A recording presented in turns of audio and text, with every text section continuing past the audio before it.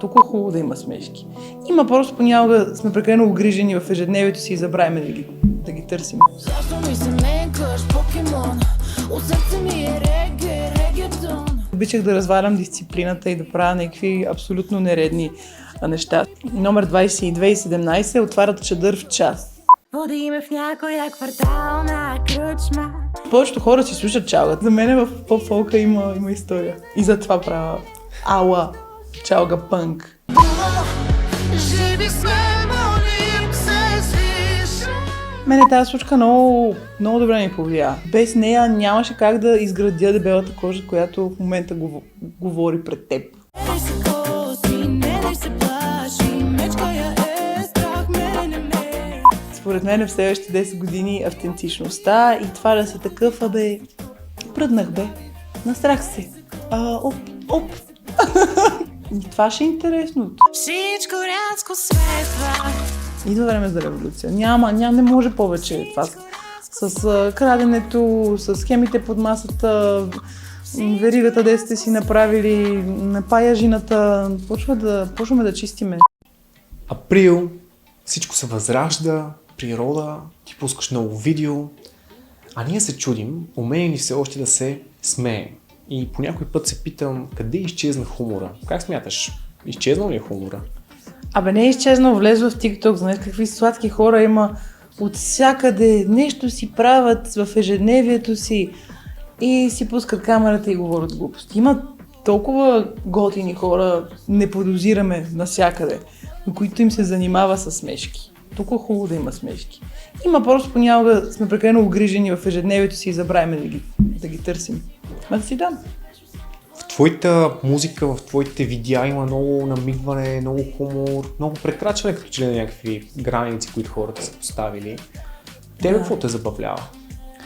Да прекрачвам граници от малка, просто още като трябваше да стоя мирно в час. Оле-мале, колко забележки имах. От това, че обичах да развалям дисциплината и да правя някакви абсолютно нередни неща. С една приятелка състезавахме не една с друга, а с, просто така искахме да направим най-абсурдните забележки да имаме в дневника ние. И примерно имахме номер 2217, отварят чадър в час. Днеска черпя повода си ти, всеки ще те пожелая по земята ти си рая. Ти кога започна да пееш? От много малка, буквално от както се помня пея и гледам всички възможни музикални канали и съм така, аз ще правя това с живота си. В смисъл, това е всичко, което искам. И наистина бях обсебена и постоянно карах нашите да ми взимат различни видове дискове, както и аз сама си взимах от някакви пиратски такива сергии с баби. И много беше важно да чуя всички жанрове и да разбера каква е музиката във всичките й форми. И да, от малко съм като един изследовател, който много се вълнува от музика и от поп-култура. Аз съм отгледан примерно семейство, което много джаз и рок се слушаше, обаче душата ми много трепва на някои ритми, така, чалга. Хубава класическа българска чалга. Обаче българина все още така се срамува да каже, че харесва чалга, не е много прието. И ти тук направи нещо много свежо, чалга пънк, някакси направи, легитимира да слушаме чалга и то да е някакси модерно. Това ли беше идеята? Води ме в някоя квартална кръчма и поръчва и пи за мене и се спи заради мене. Идеята е хората, които се мислят за прекалено готини, за прекалено ерудирани, за прекалено над нещата, за да приемат чалгата, да се замислят, че всъщност това, което ти казваш, че повечето хора отричат чалгата, не е вярно. Повечето хора си слушат чалгата, дискотеките са пълни, чалгата си гърми от колите, на макс пуши цигари вътре и слуша най-тежката пауър чалга балада.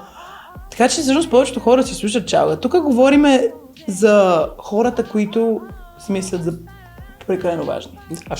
За да приемат, че това е реалността, а то това е реалността. Що често чуваме, като ти да на купон, след 3 часа може, но преди това нещо друго, и много хора се оправдават. Поне около мене, може би. Не, то нормално. Аз също не слушам 24/7 чалга, разбира се.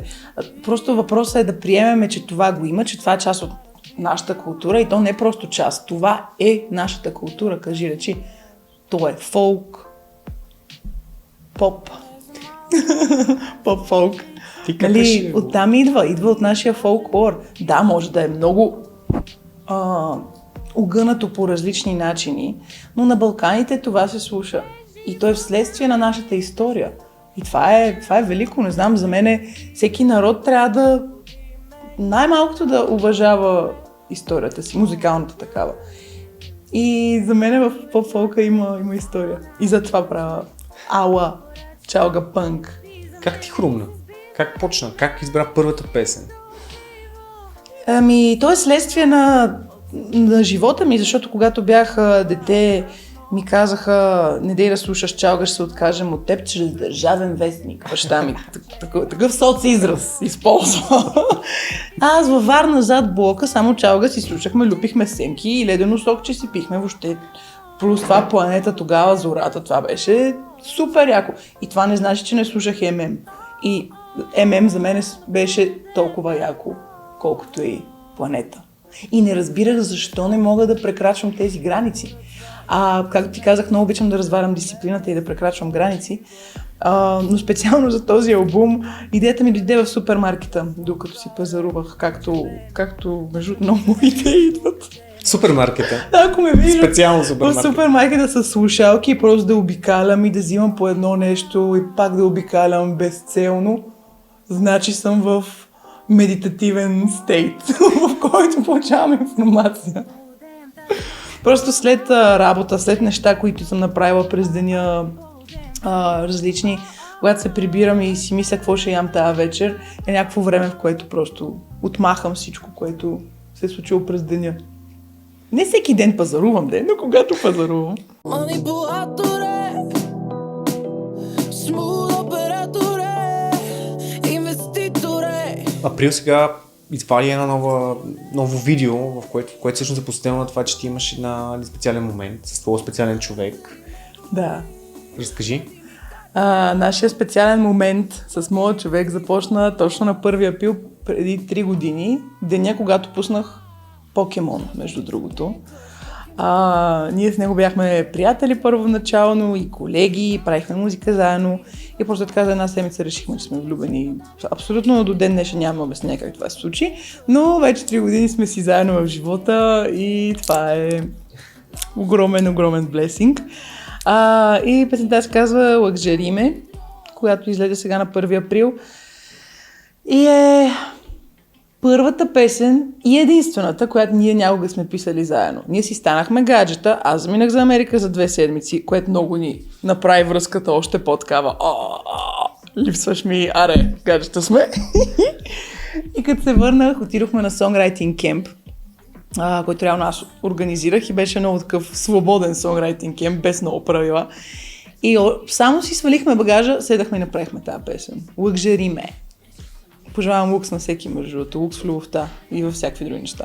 Лукс те успокоява.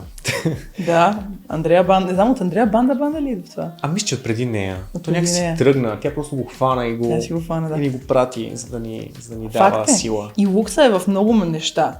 В смисъл не е само в луксозната ни среда. Лукса е в това да си имаш храна, примерно. Лукса е в това да си се наспал. Лукса е в това да се посмееш с приятел. В смисъл, това са луксозните неща, към които трябва да се стремим, според мен, в сега новата ера, която предстои на човечеството, защото вече всичко е толкова изпържено. Толкова неадекватни неща си мислим, че са важни. А пък всъщност важна комуникацията. Аз чух нещо много умно от тебе.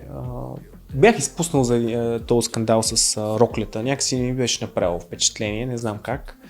И те чух как ти казваш, че в супермаркета, който си е ключов за тебе като място на творчество, явно и на комуникация, една жена ти е казала, нали, докато хората те разпъват на кръст за това, че ти видиш ли бяло-зелено-червено рокля, пък си на LGTB събитие.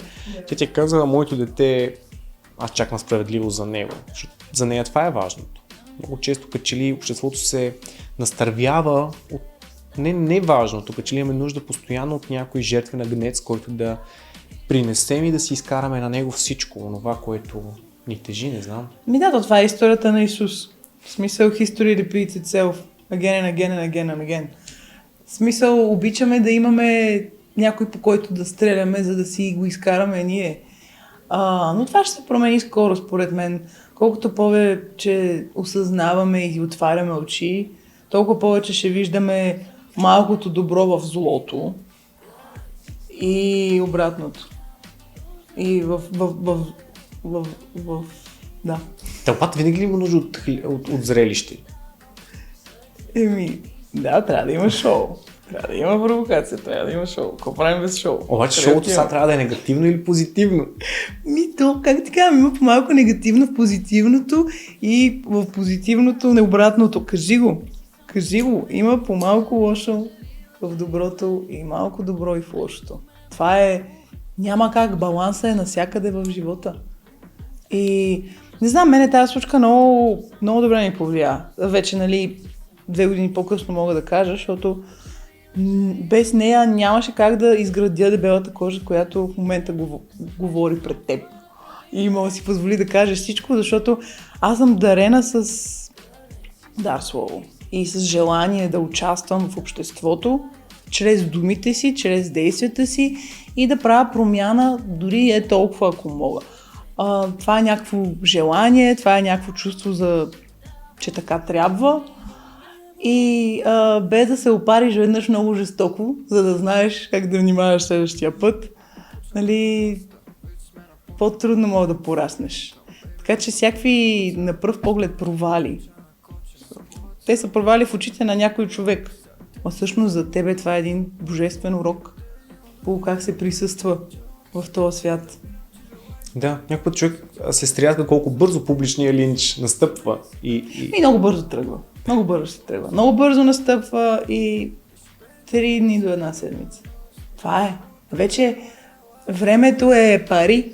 Случват се хиляди неща. Няма време само с тебе да се занимаваме. Так. Следващия на пангара да се качва. Хайде! И ти се върна на сцената на FGTB Pride. Аз не съм слизала. Да. И след ситуацията. Да, имам предвид, че и след ситуацията аз не съм спирала участие. Да. И даже тогава бях част от едно много голямо турне. За първи път ме поканиха мене, underground артиста, ме поканиха на голямо такова турне в градове с хора от кой мъже, кажи. Това пък какъв урок беше. Да знаеш, че има хора, които искат да те целят с камъни там в публиката, разни батки. Това ли бе? Не такова знае, това е че се кача. Усещаше се, че има такива хора, които направо са... Но отпред пък има други, които са... И това е. Просто дуалностите постоянно танцуват в живота. Ти спомена обществото, ти си граждански активна. Защо ти пука? Защото ти кажа, че си човек на думите. Ние знаем, че си човек на думите. Да, човек на думите, който е граждански активен. И тук е въпросът. Защо ми пука? Това е много хубав въпрос. Много хубав въпрос. Благодаря, никой не ме е питал това.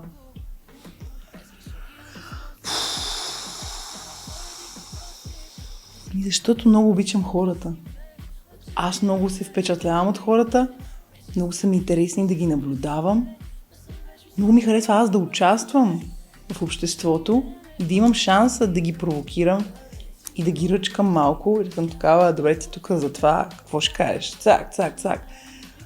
И вярвам, много силно и дълбоко аз вярвам, че има смисъл човек да прави неща. Че има шанс за промяна, дори и тя да е прашинка, наистина. Вярвам, че си струва да се опита човек. А особено пак, ако го носи отвътре. Аз го усещам цял живот като някаква, сега много филмарско се прозвучи, ама мисия. В смисъл, усещам го вътре в мене, че това трябва да правя. И то напира в мене и ако не го правя, се чувствам тъжна. Първо, има теми, по които искам да говоря, но ме е страх да говоря.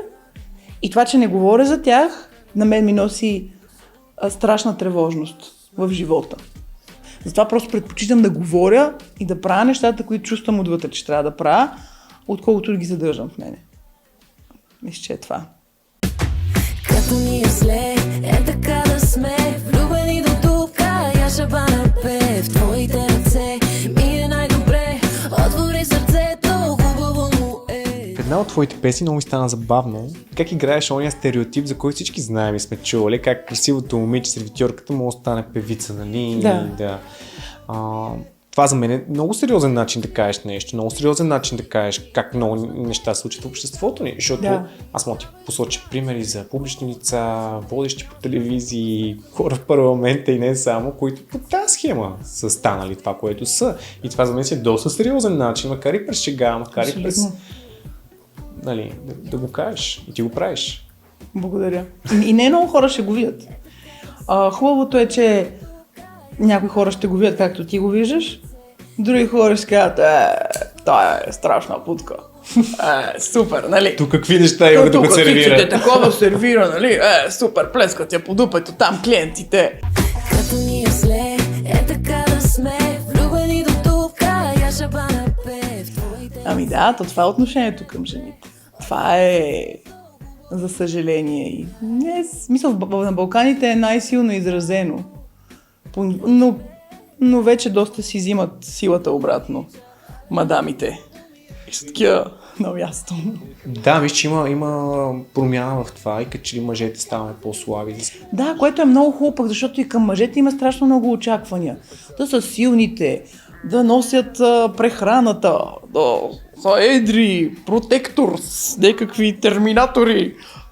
Спокойно, в смисъл, мъжете имат емоции и това не е комуникирано. Особено па през соца. Довиждане.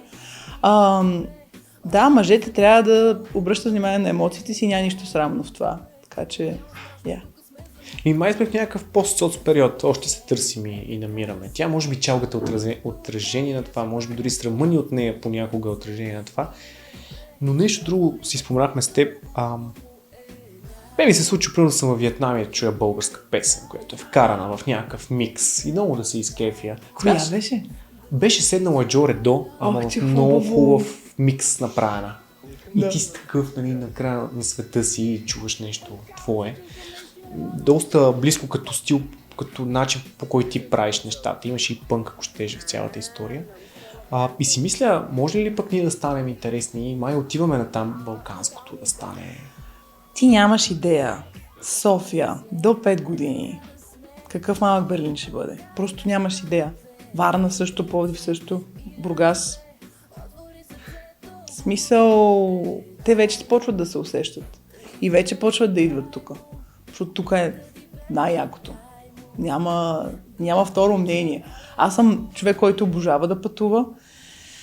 И просто толкова обичам да съм някъде другаде далеч от тук и да получавам кодовете, да гледам улиците, да ходя на галерии, да усещам местата. Аз истински усещам и се вдъхновявам от местата. Но винаги се връщам тук. И винаги осъзнавам пък ние какво имаме. И имаме свобода. Имаме повече свобода от много други народи. Да не кажа, че балканците имаме най-много свобода от всички други народи. Bold statement, ама май го мисля. Мисля, че затова и много хора почеха да се връщат. Да, много хора се връщат. Тези по-малките от нас, джензитата, много по-малките от нас. Ти си на ръба, ама Аз съм между двете, да. Ти си между двете, аз по-близо до милениалите. Но да, връщат се.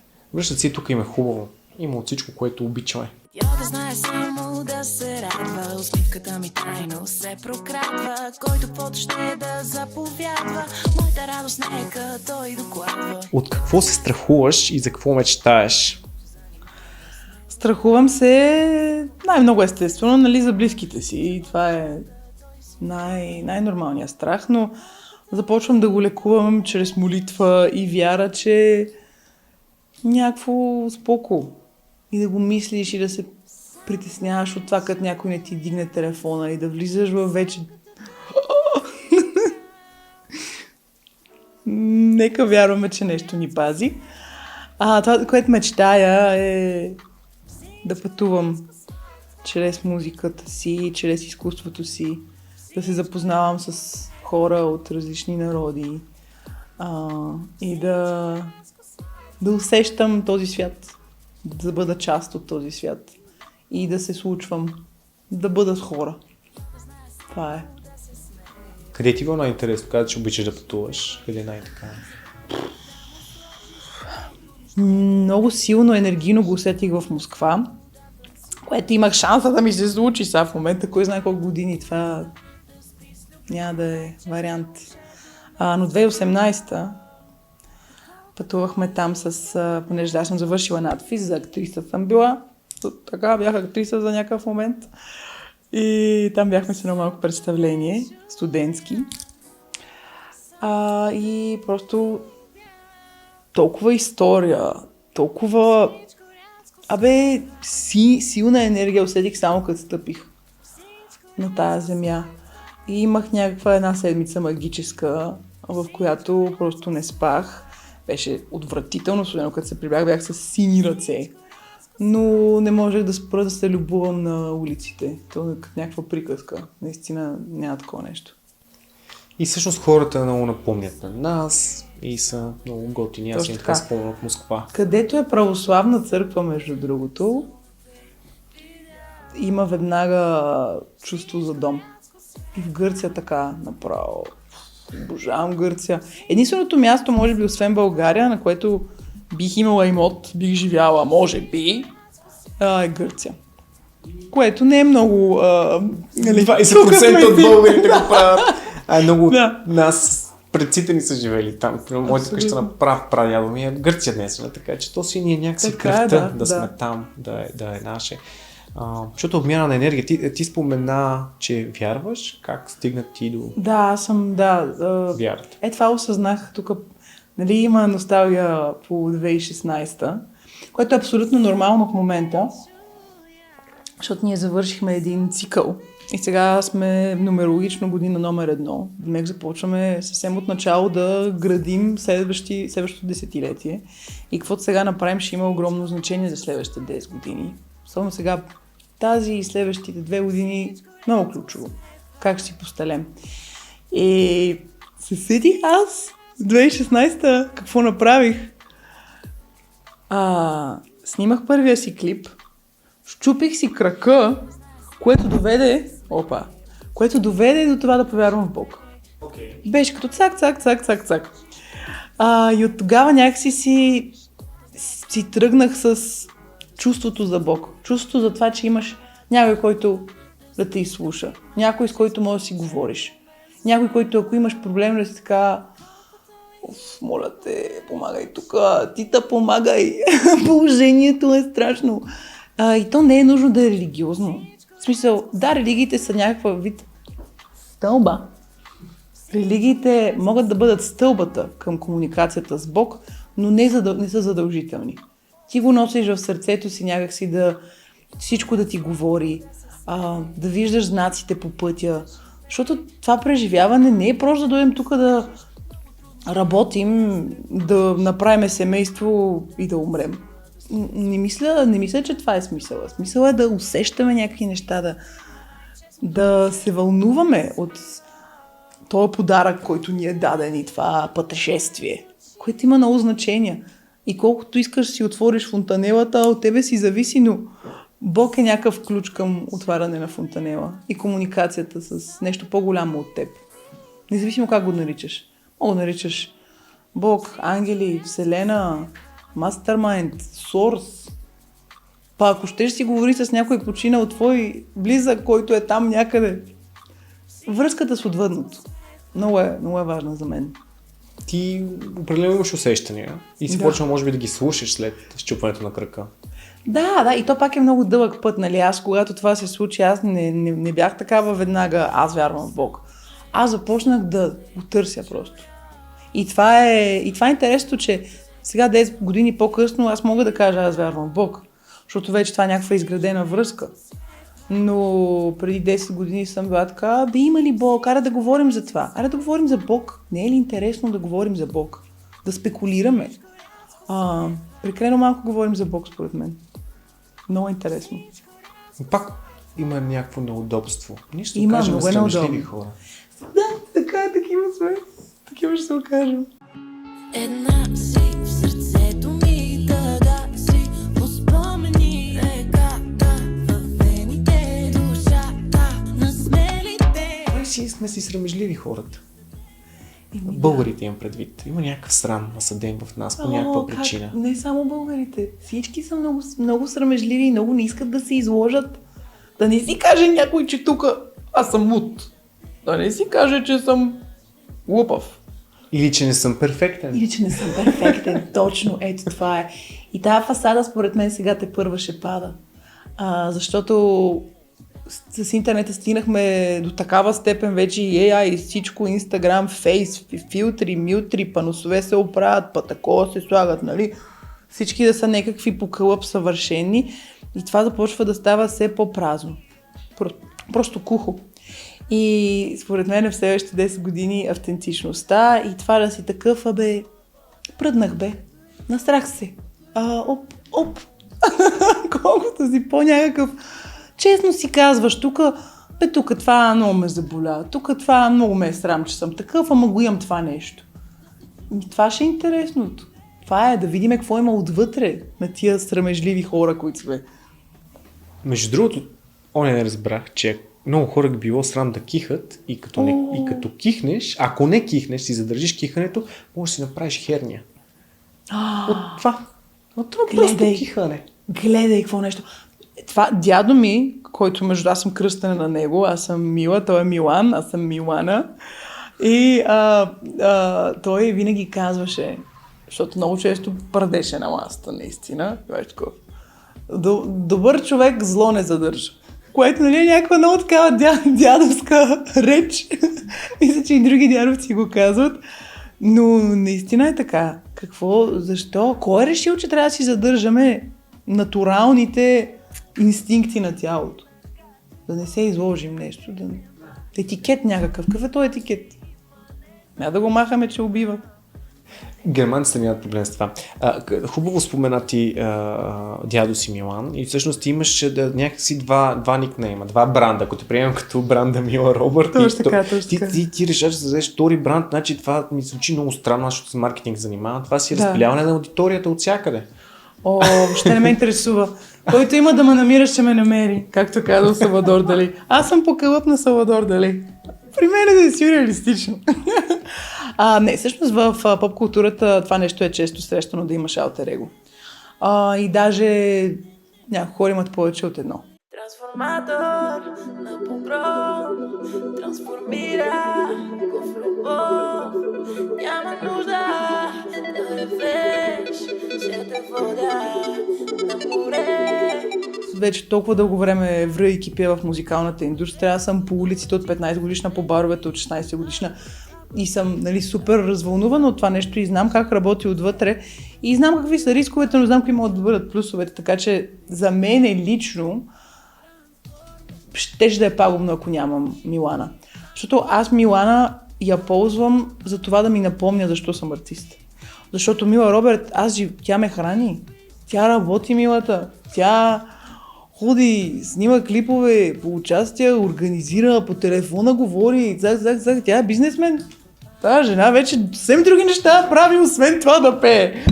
А пък Милана, тя се появи точно след случая с роклята, за което пак казвам, че това нещо е страхотен блесинг сега вече 2 години по-късно, защото тогава исках да си изкарам как го чувствам, но с песни, които няма как да бъдат слушаеми от голяма аудитория. Те ще бъдат слушани ще имат в 10 000 гледания в YouTube. Но това е окей. Няма нужда постоянно да се състезаваме и всичко да се прави, за да после да се продава и да се такова. Аз го правя, защото сърцето ми иска да го направя. И защото искам да сложа тези неща в песен, защото имам тази потребност. И Милана ми служи за това. Между другото, сега Милана има нов албум. Да, благодаря, че спомена. Този албум се казва Hopecore. И да, Милана говори на друг език. Мила е по-така за широката аудитория. Милана е доста по-нишова и говори на така да го нарека интернет език. Дори. Без да се съобразява с това дали ще се продаде. Ако Милана изненада, ако Милана някой нейна песен вземе, че направи милион то така ще стане. То така ще стане. В смисъл, Мила скоро ще Поеме по своя Ще трябва да я пратиме да прави деца, семейство и такива сериозни неща. И Милана ще трябва да прави изкуството вече. Нещо такова ще стане, да. Знам, че другите момчета нямат бански на лалета. Няма твоите сини очи. Спомена надпис и ми е любопитно, що се отказва от това. Защото за мен е много... Умният човек може да се откаже от нещо. Може да инвестираш 5, 10, 20 години в нещо и просто да кажеш ми, благодаря, не е моята дреха. Да. Това е много ключово за цялото съществуване, според мен. Да направиш някаква жертва. Да си кажеш, сега хвърлям това, за да може да ми се случи това. И затваряш една врата, отваряш нова. Мисля, много е логично. Много е логично, наистина. Толкова болезнено логично. Много ми е дал театъра. Много ми е дал театъра. Без театъра аз нямаше да съм това, което съм днес и съм супер благодарна за своя път, макар и да има страшно много травми по него, които лекувам в момента. Но ми е развил въображението, пространственото мислене, това да си перформър на сцена, толкова много аспекти на Ти си взела? Много съм взела. Взимала съм с шепи, кот мога. Но една велика жена, режисьорката Диана Добрева. Прекрасна, невероятна. Ако не сте гледали нещо нейно на театър, скъпи зрители, моля, направете го. Абсолютно. Тя за мен винаги е била голям кумир в театъра. Все едно само нейните представления ме караха да чувствам нещо, което наистина да ме кара да съм актриса. Другите толкова лоши представления имаше. Все едно, че бях така... Какъв е смисъл? Театъра е в друго време. Театъра има нужда да помладее. Театъра има нужда да стане тинейджър отново. Какви са тия пиеси от живелици, вече стари, никой не се интересува от тия неща, нова драматургия, let's go. И тя ми каза едно нещо много специално, понеже ние с един от най-близките ми хора, Константин Еленков, който също много добър актьор, нейн син, с него учихме в надпис и в школа бяхме заедно и винаги правихме представления извън надпис. В смисъл, ние имахме кариера, която развивахме извън надпис, просто защото много имахме тази потребност да се изразяваме. И след една голяма премиера в Пловдивски театър, където аз играех маркизата от Опасни връзки. В смисъл, много тежка роля, в която все едно аз ставах жена тогава, на 20. На 20 или 21 бях, не помня. Да, и след премиерата всички са такива, ти ще станеш голяма актриса, леле. Такива коментари цяла вечер. И на афтърпартито тя ме вика, Миле, ела тук да ти кажа нещо. И вика, тебе театъра ще погуби. Ако останеш тук, ще те погуби. Трябва задължително да си правиш твоето нещо, музиката, тия неща, защото твоето въображение трябва и в други посоки да вирее. И тогава, по принцип, една амбициозна актриса това би го приела като ама какво ти не ме харесваш като актриса или какво не ме искаш в представление или какво сега? Обаче, тъй като аз нея страшно много обичам и като човек и уважавам и като артист, аз абсолютно разбрах тя какво ми каза. И бях такава, разбирам какво ми казваш и аз го усещам и в мене това нещо, така или иначе, че напира. И това беше като някакъв знак, окей, учим се как да правим песни. Това беше края на 2017 и от 2018 от януари месец влязох с бутонките в това да изследвам как да правя наистина музиката, която ми харесва. А ти също що реши, че искаш надпис? Като от малко казва, че си искал по пеенето. Като малка винаги казвах, аз искам да стана певица и актриса. И винаги така го казвах, може би, защото майка ми е завършила надпис и съм искала да съм като нея. Но никога нямаше кой знае какъв интерес към театър. Даже почти никога. Винаги е било само музика, но това беше като някаква такава мечта, нали? И исках да ме научат как да говоря, как да стоя, как малко да ме вкарат в нещо. И беше много полезно, защото всъщност аз говорих преди с ето в този регистър постоянно. И с времето гласа ми си слезе където реално принадлежи. В низините. И това е благодарение на надпис. Моята стара теория, че човек може да управлява гласа си и че всъщност гласовете отразяват характера не случайно. Буквално ние сме си ги настроили по както на нас ни е вкусно и както искаме да ги използваме. Според ситуацията, която ни е нужна. Обаче каза въображение, защото преди ти правиш перформанс, това не е точно музика, нито си музика, но има някакъв много перформанс в цялата история. Видеята ти изглеждат супер намислени, доста...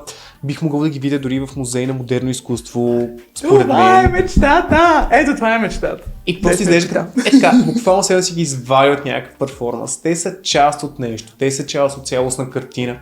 Да. Как ги създаваш? Много ми е любопитно, наистина.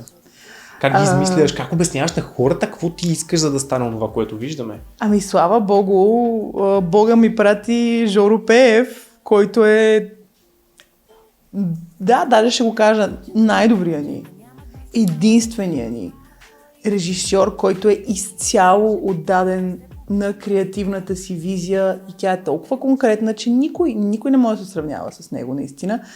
Като ние се познаваме от Кажи речи деца с него, защото имаме обща приятелка. И слава Богу, тогава още 2017 първото ми видео заедно го монтирахме. Точно защото е приятел на най-добрата ми приятелка и като бяхме малки, той правеше фотосесии с нея и аз винаги бях дали съм достатъчно готина да направи с мен нещо някога. Струваше ми се такъв out of reach. Никой не може да гали косите ти, както аз, разбери. Никой не може да гледа в очите ти, както аз, разбери. Е така, 2018 се срещнахме нещо на Кристал и той беше така, аре да правим нещо, бе. И аз бях така, аре наистина да правим нещо.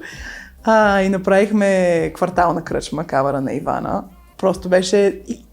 И просто то си стана не просто партньорство между нас, то си стана приятелство, семейство. Аз веднага го заведох на село при моите приятели. Една компания до ден днешен сме. Ще кажеш да се напием и всички глупави клишета да разбием. И видеята ми са изглеждат толкова хубаво заради него, но и заради моята потребност да слагам сюжети и да рисувам с нещо. Спомена и него, спомена и Ивана и се сети веднага за Азис и вашия 4:3 клип. 4:3 клип, пък и Азис. Въобще как стана тая магия? Тоя клип ми взе здравето. Не, беше супер, беше наистина супер, просто аз бях много уморена вече, защото трябваше да си докарам албума Сърце до финал и да го пусна, и което изискваше много работа и бях на турне преди това. Много вече бях готова да отида на плаж и да не се занимавам. Но пускам албума и на следващия ден Азис ми звъни и е такъв. Не ме интересува. Клип на тази песен моментално трябва да го измислим.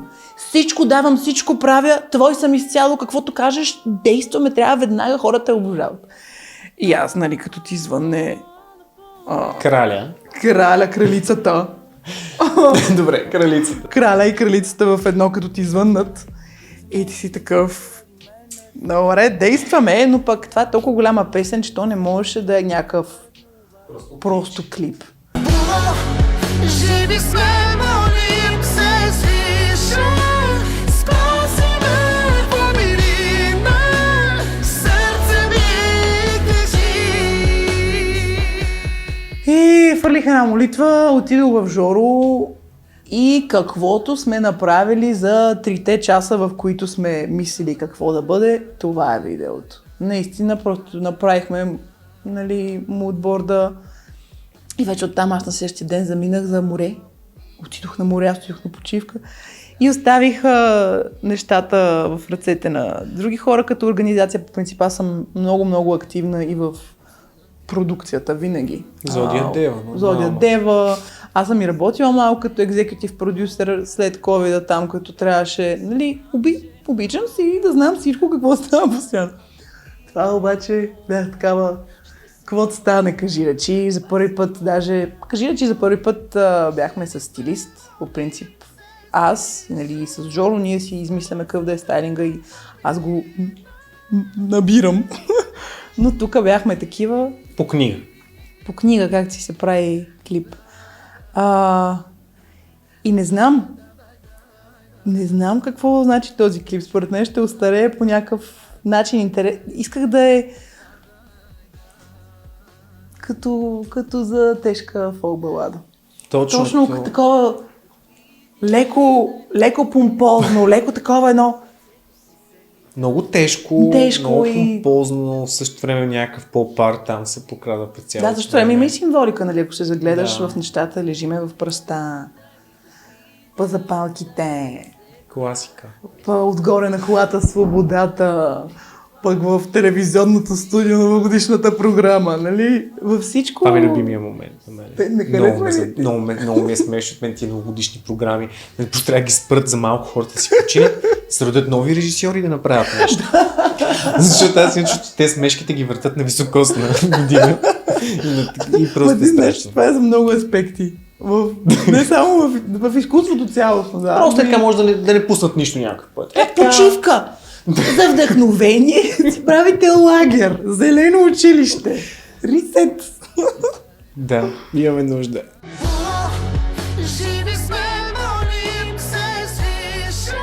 С кого след това би направила? Кой ти е интересен? От тук нататък. Имаш някой, който ти така... Има много хора, които са ми много интересни. С Вирго от известно време си говорим, че може би нещо.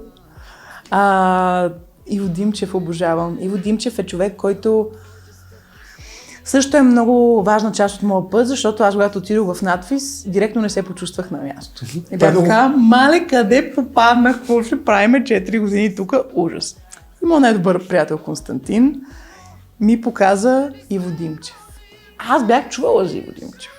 Бях чувала, аз си го знаех. Той имаше музей, като бях ученичка, там се случваха някакви много яки събития, Джорджано пееше, нали?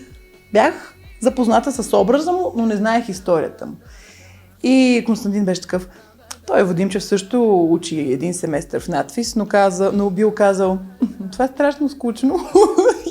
И си е тръгнал, па всички много са го искали, нали? И си е тръгнал и си е започнал да си пътува по света и да си прави това, което усеща, че трябва да прави. И той между точно тогава много стабилно почна да прави музика, така че още повече се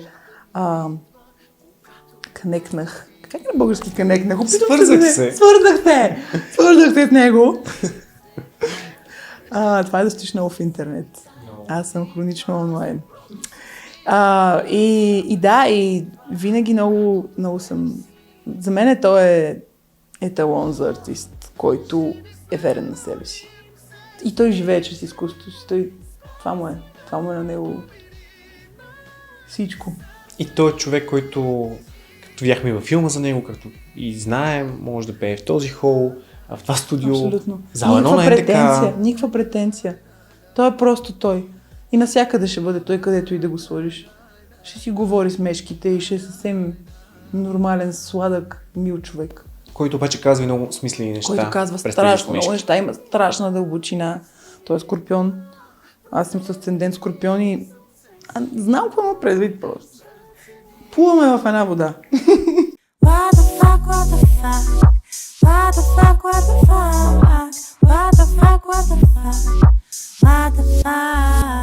Какво те води към писането? Как се ражда на песен? Дали става, сядам и нещо пише песен, не правим песен. Или става? Да. Не знам. Аз ги получавам като факсове. Понякога е цяло заглавие, понякога е усещане, понякога е тема само. И просто трябва да отделя времето и вниманието, за да може да се случи. Така ги получавам. Ако е в неправилен момент, например си в супермаркет, имаш ли си трикове да го запишеш на voice record или на някакъв ноутс или нещо? На ноутс. Ноутовете ми са пълни с някаква ключова дума. Бижу, примерно. Сета, не знам. И като седнем пред компютъра да правим песента, просто си отварям ноутса и съм така... окей, това имах предвид. Окей, цак. И нали, то вече тръгва колелото, ма трябва да го правиш. Не мога да чакаш вдъхновение. Ако чакаш само вдъхновение, си останеш в някакъв илюзорен свят. А кое е онова, което всъщност е срам да си кажеш? Не срам, каза, че ти е понякога неудобно да говориш по някакви теми, обаче намираш друг начин да ги кажеш, ако правилно съм те разбрал. Аз ако кажа всичко, което чувствам, че трябва да кажа, аз кариера не знам до къде ще го докарам, и дали няма да ме вземат, да ме приверат, да ме... Може да се окажа много опасно оръжие всъщност. Така че да, трябва да се... И това ме научи и случая с роклята, че да, ти може така да го чувстваш, че е правилно, ама трябва 2 пъти мери, 1 път режи. Да имаш усещане за това колко другите са готови. Да имаш филма усещане, да, точно. Примерът за Иво Димчев, де ти дал преди 10 години. Преди 10 години той нямаше да напълни зала на НДК, сигурно даже в Топоцентрала ще да е рехаво. 10 години по-късно хората са готови, защото се ражда ново поколение. Абсолютно. И това ново поколение видяхме на площадите. Всъщност ти имаш ли отношение по тази тема и това ще е нашия хубав финал? Въобще генерално за протестите, за активизма, за това доколко ни е прага на търпимост, има ли наистина промяна в обществото, в хората, защото някои по-възрастни хора казват ми, вие сте облечени, не сте гладни, ние живеехме много по-тежко от вас, какво сега ви пречи, какво толкова още искате в Европейския съюз, еврозона, нали? Всичко ви се случи, всички наши мечти са ви се случили. Знаеш ли, в момента, аз не разбирам въобще от астрология, но имам хора около мен, които се интересуват и са ми казвали, че в момента се намираме, така са подредени звездите, както са били 89-та при падането на Берлинската стена. Какво мислиш за това? Че явно рушим невидимите стени, които построихме след това. Да. И идва и време за революция. Не може повече това с краденето, с схемите под масата, веригата, де сте си направили, напаяжината, почваме да чистиме. Няма място за такива неща вече. Свърши. Кармата си върши работата. Не мога да продължава. Няма. Ново ще дойде. Сигурно и то ще е лошо. След 10 години ще го видим защо е лошо. Ама идва време за ново. Но и това, което ти каза, той ще яде урок, той ще яде посока и някакво ново знание. По-малко циклично си пожелавам аз.